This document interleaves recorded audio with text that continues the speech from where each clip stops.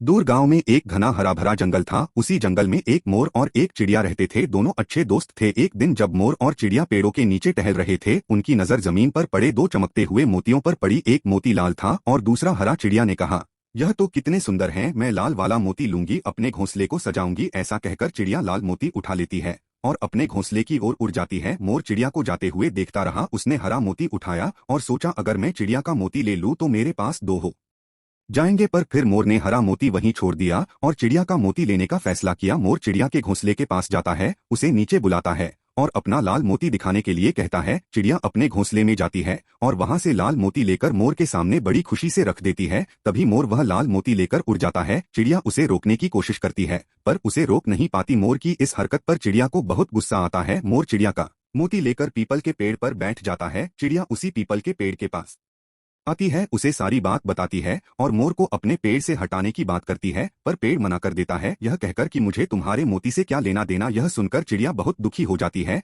तभी उसे कुछ आवाज आती है। वह एक लकड़हारा था जो जंगल में लकड़ियां काट रहा था। चिड़िया वहां जाती है और सारी बात बताकर पेड़ को काटने के लिए कहती है, लेकिन लकड़हारा मना कर देता है, यह कहकर कि तुम्हारे मोती के लिए मैं पीपल का पेड़ नहीं काट सकता। चिड़िया निराश होकर राजा के दरबार में जाती है और उन्हें सारी बात बताकर लकड़हारे को दंड देने की बात करती है, पर राजा भी लकड़हारे की बात को सही मानते हैं और कहते हैं कि तुम्हारे एक मोती के लिए पीपल का पेड़ नहीं काटा जा सकता। यह सुनकर चिड़िया बहुत गुस्सा हो जाती है और रानी से शिकायत करने की बात करती है। चिड़िया रानी के पास जाती है और सारी बात बताकर राजा से रूठने की बात करती है, लेकिन रानी गुस्सा होकर कहती है, मैं तुम्हारे मोती के लिए राजा से नाराज नहीं होंगी। फिर चिड़िया रानी को सबक सिखाने के लिए अपने दोस्त चूहे के पास जाती है और उससे रानी के कपड़े कुतरा देने को कहती है, लेकिन चूहा मना कर देता